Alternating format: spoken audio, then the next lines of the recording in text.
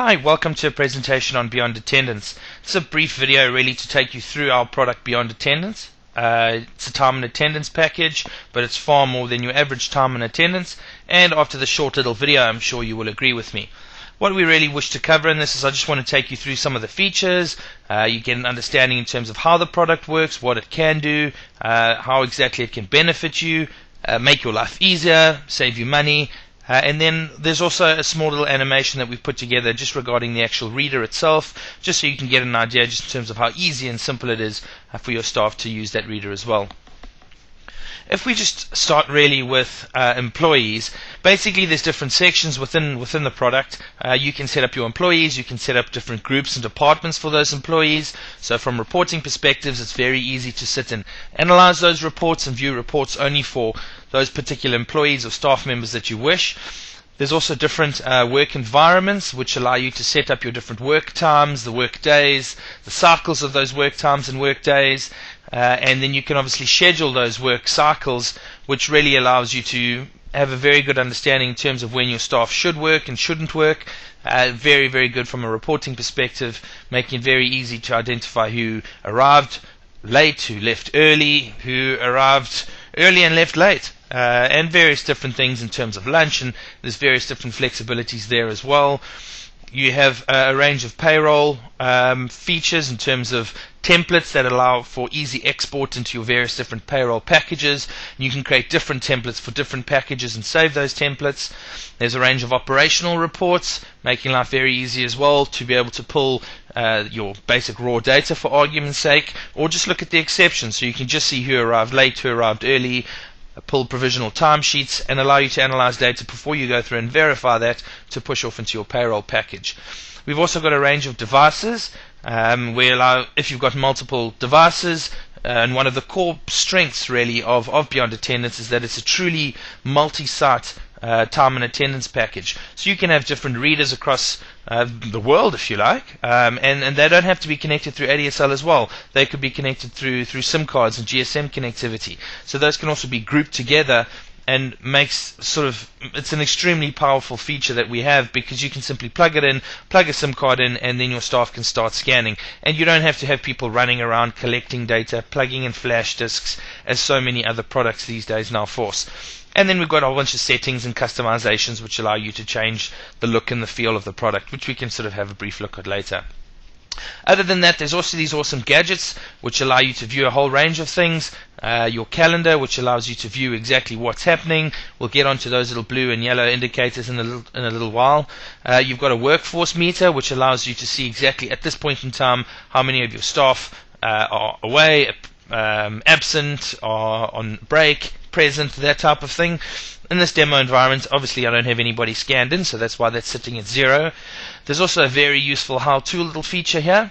So this how-to feature allows for come end of month and you're stuck and you've forgotten how to whatever it may be, configure the weekly cycle, create a holiday. You can just simply double click on that and you get this awesome fully functional help file that pops up and can take you through exactly what you need to do step by step.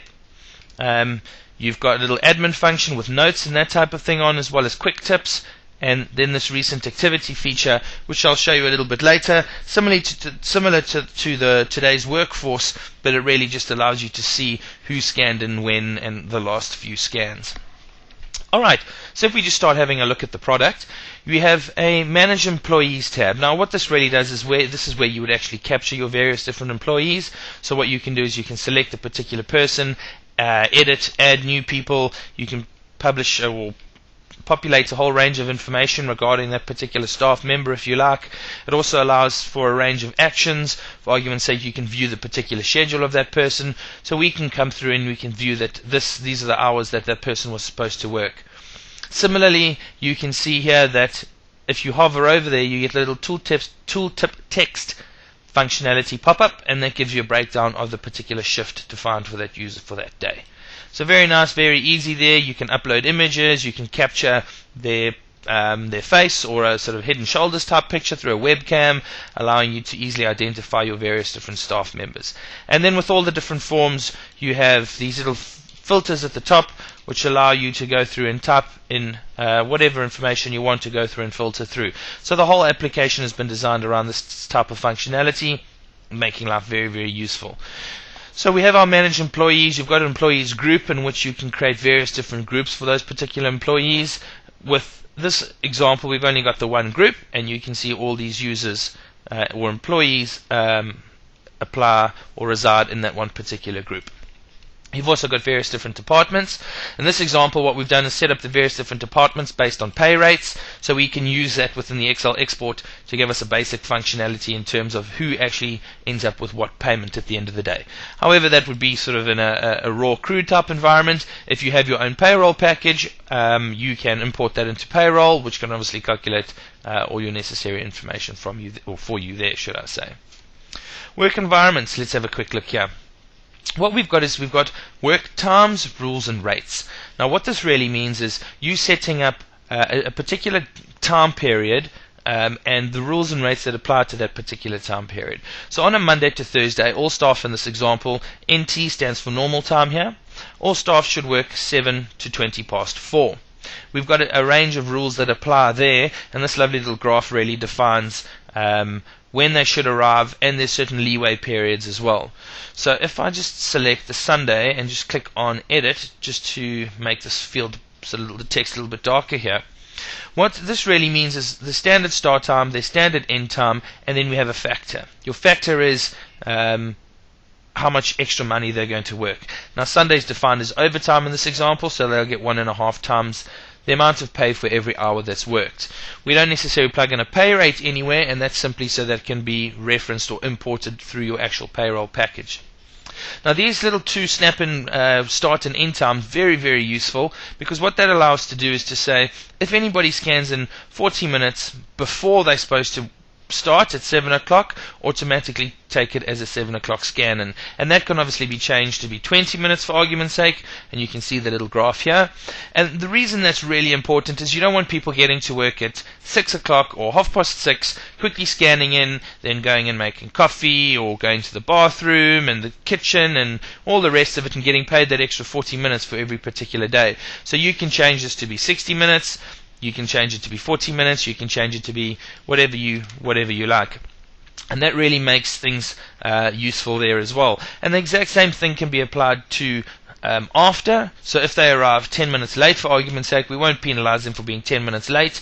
We'll take it as 7 o'clock. However, if they're 11 minutes late, that starts becoming a problem, and they now then start getting penalized, should I say, for arriving late.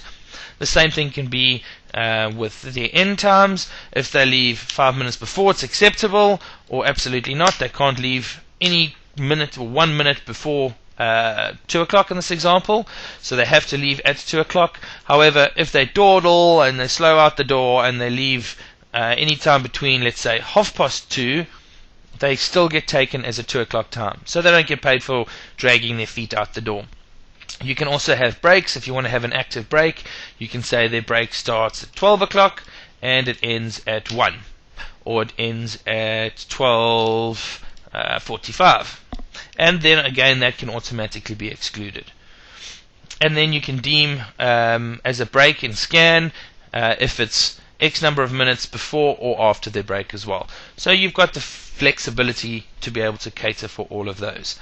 Now once you've set up all of these times, those go and you move into the work days form, and that then sets up your particular day. So what we can say that Monday to Thursday, those hours are worked, Friday is that particular day, Sunday, Saturday and public holidays can be set up as well, and those then obviously the standard rates apply. Now what we could do if we wanted to is we could then go and add an additional time. So if they worked from 5 o'clock to 8 o'clock Monday to Thursday, they would get paid an additional 1.5 times the hours worked. So this is a standard pay rate of a factor of 1. You can go add additional times, so that if somebody works till 4:20, they get paid normal time. Anything after 4:20, they can get paid overtime. In this example, it hasn't been set up. It's not something that was required. So you can go through and do that as well. So one person can work across multiple work times or shifts, if you like, and they can get paid more than one particular sort of salary. And those are the different factors that then apply. Once that's been done, you can then have a look at your particular cycle. Now a cycle is really scheduling when those particular times are worked. So on a Friday, you can see they worked at Friday time, 7 to 1:30. Saturdays, Sundays are those times worked. Mondays, Tuesdays, Wednesdays, Thursdays all apply to that same one standard work time, and they get the same rate. Obviously, if they don't come in on the Saturday and Sunday, they just don't earn the money, whereas if they did, they would earn money there. Your work cycle fills. Now we've also got a nice little neat feature. Your work cycle fill really says that there's a standard 42.5 hours that should be worked. And if you choose to apply this fill, what it means that regardless of the times that were worked during the week, being if they were late at night, early morning, or during the normal time, that every employee must work at least 42.5 hours before they start getting overtime. And generally that's a good way to work, to make sure that people don't arrive late and leave late and then start making additional money. So we've got this little feature which allows you to make sure that at the end of their cycle that they've actually fill up that particular bucket of 42.5 hours that's defined here before they start moving on to getting overtime. So that can be done there as well.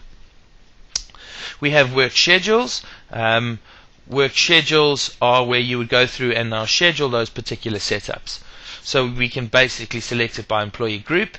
This employee group is a standard factory worker, and then what you can do is you can select when you want a particular cycle to start, and you can see that cycle's been defined as 7 days, so the yellow that you've got here moves along, and whenever you click on the 5th, that will now schedule it from the 5th to the 11th, or if you wanted it to start on the 19th, it'll move through to the 25th, and so forth and so on. And previous cycles here in blue, you can see those are the different cycles. So in this environment, it's running from a Thursday to a Friday to a Thursday, should I say, and things can go on from there. Once you've decided where you want that cycle to fit, you can then assign a payroll link, and a payroll is really just grouping things together. So your payroll code could be something that makes sense to you, it could be something that comes from your payroll system, it could be a range of different things. In this example, we've just gone with a basic setup or a basic description to be October week 2. And that really just tells me that this particular pay cycle was in the 2nd week of October, and if I'm happy with that, I can then say schedule cycle, and that goes through and schedules it. And here you can see all the different cycles that have been scheduled in the past. These ones are unlocked, so they're still to be processed. These ones have all been locked down, so they've all been processed and worked with. You've also got a schedule override, which is a great little functionality, great little feature, which allows you to go through and assign leave, public holidays, and a range of different other aspects where people are going to be getting extra time, bonus hours, or alternatively they're not going to be there, but they still should be earning hours in the sense of paid leave. And what I've done here is there's two sort of setups. One for different public holidays, and one was for paid leave. And if we have a look, if I double click on this particular day here on the 10th, you can see it's in blue. If I double click on it, I can now see that Connie over here has been assigned leave. So she is on leave for that particular week, and you can click on the various different days. So now I don't have to worry about her scanning in for those days or me adding transactions to her for those particular days. It's automatically going to be added to the system. And that really makes life very easy for forward planning, putting in people's leave. You don't have to worry about sort of stressing when people are short on hours, this, that, and the next thing. And similarly, public holidays. What I've done here is there was a public holiday, so nobody will be in, yet they still need to get paid for that. So I can go and add that public holiday, and that can be done by employees or a group or however it is, and I can now assign everybody X number of hours, and those hours are defined there. So it's 8 hours for everybody on the 9th and the 24th, which are the public holidays, I think Women's Day and Heritage Day, I believe, and then in this example, Connie has been granted leave there. So you can go through and add and leave, and there's various different reports as well to go and view that type of thing. One thing I forgot, just on managed employees, one of the big pains when setting things up is to import all your employees. We make it very easy, and with this little import feature, you can come through and select your Excel file, and then once you've selected it, you can then go through and map the various different fields to be name, first name, cell phone number, whatever it may be, and allow you to import a list of employees. So that makes life very easy for you there as well. Before I get onto the actual reports, just want to show you the devices. You can have multiple different devices that appear within here. So we could have devices located all over the country. It can tell you when the last request from the reader was. We can poll the reader to send that through, so we can make sure there's connectivity. And there's also a device group where you can group things together. So if you've got let's say retail stores all over the country, or sites within a country, and you want to group by suburb, you can go create various different groups. And then the nice thing is you can assign employees to that particular group. So when you create employees and they're only going to be working at one particular site, you can now push those employees to readers or devices in those particular groups, so that you don't have to send user information all across the entire company. You can also send a little message to the device if you like, and then on the screen of the device you will get a little envelope pop up, and people can go and select that and read a particular message. So we've got those little features there as well. We have reports. Now let's have a look at the reports. So if we get into sort of the nitty-gritties, we have operational reports. So there's a range of operational reports that are available. Exception reports, raw scans, provisionals. There's a whole range of reports here. I'm not necessarily going to go through all of them. If you have a look on our site, under the Downloads tab, you will see a report pack there. I recommend downloading that report pack, and then you can have a very detailed look at all the reports and all the data that's contained within them.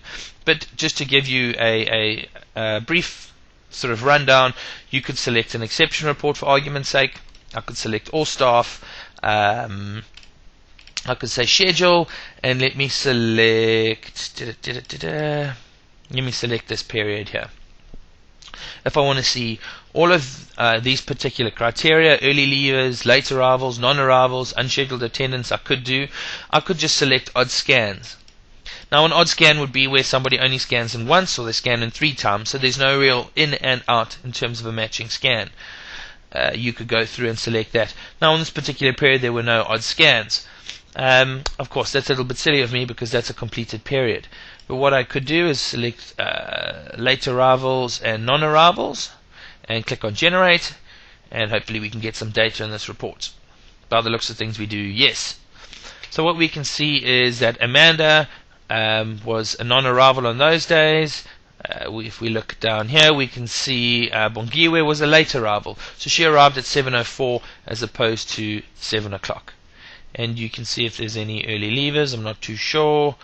No, it looks like the majority of them are non-arrivals. So it looked like people didn't arrive for work on this particular day. Maybe the factory was down for short time. Maybe these people haven't been removed from the particular shift, which in my opinion is most likely the case. And you can see a range of other information.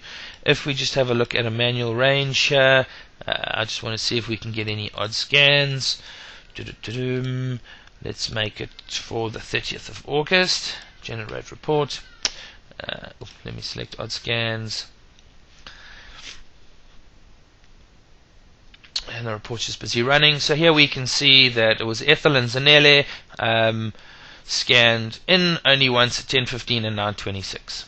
So there was only the one in time, otherwise your from time and your to time would be different. So we can see those are odd scans. So those would ideally be things that would typically be scans that would need to be fixed before you can go through and process your particular payroll.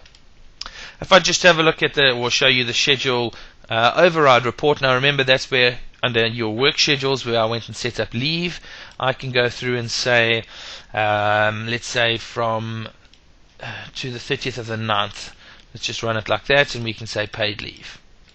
So I can generate this report, and now it can tell me exactly who's on leave. So we can see that Connie's come up there. From Monday to Friday were the 5 days leave that she was paid. So now she would automatically be assigned 8 number of hours per day, or again a customizable amount. If it's 5 hours, if it's 12 hours, you can set that up, and it gives you a nice little report to be able to work on in terms of who's had their leave, who's been paid for their leave, and who's still owed their leave. We've got a raw scans report. Now a raw scans report is really exactly that. It's just pure raw data. So when they scanned in, when they scanned out, and you can see on a particular day in, out, in, out, in, out, in, out, in, out. and you can use this data as you like. So if you want, you can go through and export this to Excel and manipulate it there. You can PDF it, send it to Word, however you like, or you could possibly work just with this raw data if you like. There's a provisional timesheet report. Provisional timesheet is, as the name says, it's a provisional timesheet for all the various different employees. So here it's obviously going through and running for all the different employees, producing a actual timesheet for the various different days and times that they scanned in and scanned out. So if we have a look, see here, there's 29 pages based on employees. So there's Bongiwe, factor, total time, and you get a total number of hours at normal time and a total number of hours at overtime. So this is something that employees could sign before you actually go through and finalize the payment, because this is obviously based on their hours that they've worked. Oh, sorry, I closed that by mistake. You have a provisional timesheet, you've got a device report, you've got a duty report. Now a duty report is really when people should be working, so it's almost like a roster. So you can see this is when they should work. So this could be printed out the week before, the month before, stuck up on a pinboard, emailed around to the staff members, however it is, so everyone knows where and when they should be working. We've got a user audit report. Also very key within our application is everything is controlled via an audit. So every time something is done, changed, edited, there's always a track kept of what was done.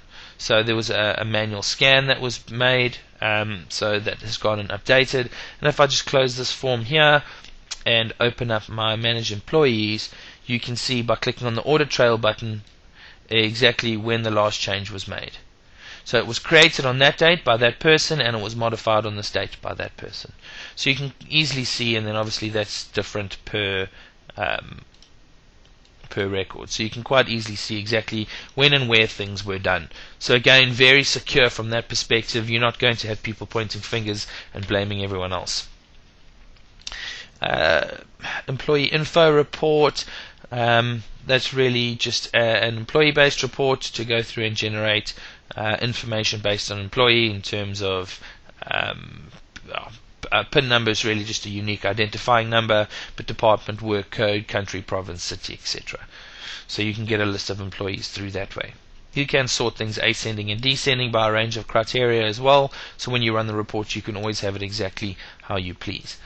And from the operational reports, that's pretty much it. What we can do is go and have a look at the payroll reports. Before I go through to the payroll reports, I just want to show you the payroll templates. Now this lovely feature allows you to go through and create export templates based on particular data. So I can click on edit and click on this particular field because this is my generic layout, and now I can go and select a range of fields that I want to appear in my report. And if I want my ID number to be first, I can drop and drag it across there. If I want my name, my cell number to be second, I can drag it across. And you see the little two arrows pop up just to tell you exactly where it is. So this is very easy, very user-friendly to allow you to go and make your report look exactly like you want. Now this could be for your own reasons, it could be for your boss, it could be for your payroll package, because your payroll package needs values in this particular sequence. So it makes life very, very easy. You can also go and create a new template. So if we could want to create a test template, we could do it that way. Test template, save that. Now I can select test template, edit my test template and say I want this information in.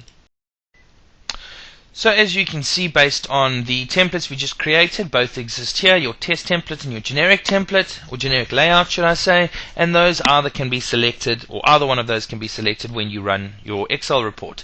You can run it over a different schedule by just simply selecting the schedule here, a particular payroll code. You can select the payroll code there, and remember the payroll codes were the codes that we assigned to the schedule when setting up our schedule. There's a range of other reports in here that you can run, like a final time sheet, absence and workday. You've got an attendance report. Now an attendance report could be more for the salary based or monthly payment based type of setups. For argument's sake, with our company internally, that's what we do. And what it really does is it gives you a breakdown as well as total number of hours worked and total number of days worked. So you can then see exactly the number of days that people worked, the number of days that were absent, and you can then pay based on a daily rate. So you don't have to work it out per hour. So really just to make sure that it was 22 days in this month, working days in this month, everybody worked those days, okay, they were absent, therefore they should be short paid a day, or doctor days leave, whatever it may be. So the attendance report is ideal for salary-based companies. And remember, you can have different employee groups, one wage, one salary-based, and you schedule them individually. So running it by individual schedule means you can keep your wage staff separate from your salary-based staff, making life very easy there. We have an in and out report, which is a basic daily report where it shows you the in scans, the out scans, and the total number of hours worked. So that's broken down Friday, Saturday, Sunday, Monday, Tuesday, Wednesday, Thursday. So you can then see exactly by employee what time was worked across which different day.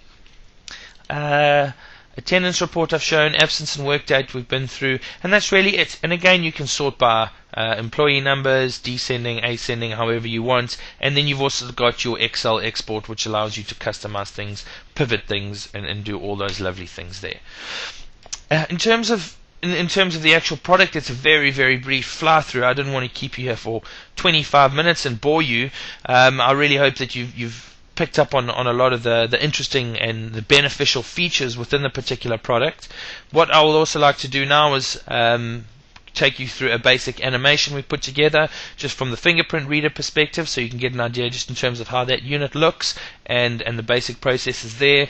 In terms of the unit, it's very simple. The process doesn't need to be done there. The only thing that is done from a unit is your employees are enrolled. So your employees are created within the system. You add a new employee here by simply typing in their information. Once you've saved that information goes through to the corresponding reader, and then fingerprints are enrolled at that reader, and then people scan. So it's very simple, it's very straightforward.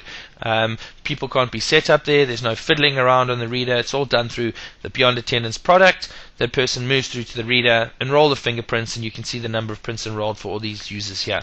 And then it's simply a case of putting their finger on the green light to scan in and scan out. So we'll take you through that now. Also available within Beyond Attendance is smartphone integration. Now, what really that entails is being able to send valuable information like your current staff presence, as well as the last in and out scans of your various different staff members over the last X number of days, straight to your smartphone device. Now, without being able to show you my actual smartphone, it's a bit tricky, but what I can do is I can show you the live feed that we get now from our particular office. I can refresh that so you can see we currently have 83% of our staff in, 17% away, and these are the last scans in and out of various different staff members. It's compatible with any smartphone device. This is a little image of what it would look like on an iPhone, for example, like I use, but it's compatible with BlackBerry, Samsung Galaxies, any of the new Nokias, any particular smartphone device. And that is hugely beneficial from the perspective of you being able to manage and monitor your staff without physically having to be there. Crucially, if you've got a retail store, for argument's sake, you don't want customers coming by knocking on the door at 9:15 and your shop's still not open when it should be at 9 o'clock. Now it's very easy to be able to see when your staff got to work as well as when they left. So this is what our fingerprint reader looks like. Lovely little compact unit with a little LCD screen where you can put company logos. That's also where the messages appear. The green light in the top right hand corner is where the user places their finger to scan.